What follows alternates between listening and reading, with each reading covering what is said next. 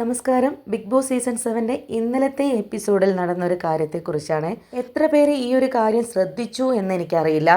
ഗസ്റ്റായി വന്ന ആർക്കും പുറത്തെ കാര്യങ്ങൾ പറയാനുള്ള അനുമതി ബിഗ് ബോസ് കൊടുത്തിട്ടില്ല. എന്നിട്ടും ഇന്നലെ രാത്രിയിൽ ഷിയാസിനെ കാണാൻ വേണ്ടിയിട്ട് അക്ബർ റൂമിലേക്ക് വരുന്നുണ്ട്. അത് ആ ഒരു സമയമെന്ന് വെച്ച് കഴിഞ്ഞാൽ 3 മണി 4 മണി എല്ലാവരും ഉറങ്ങുന്ന സമയത്ത് അക്ബർ ഷിയാസിൻ്റെ അടുത്തേക്ക് വരുന്നുണ്ട്. എന്നിട്ട് പുറത്തേക്ക് ഇറങ്ങുന്നു എന്ന് ചോദിക്കുന്നു, എല്ലാം ഓക്കെ അല്ലേ എന്ന്. അപ്പോൾ ഷിയാസ് പറയുന്ന മറുപടി, എല്ലാം ഓക്കെയാണ്, നീ നിൻ്റെ ദേഷ്യം കുറച്ചുകൂടെ കുറച്ചാൽ മതി, ബാക്കിയെല്ലാം ഓക്കെയാണ്.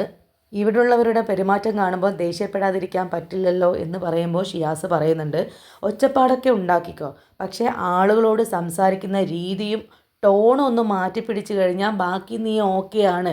ആര്യനോടും ഷിയാസ് പറയുന്നുണ്ട്, നിൻ്റെ പ്രായം ചെറുതാണ്, കയ്യിൽ കിട്ടിയ അവസരം മാക്സിമം യൂട്ടിലൈസ് ചെയ്യുക, കുരങ്ങൻ്റെ കയ്യിലെ പൂമാല പോലെ ആയി പോരുത് എന്ന്.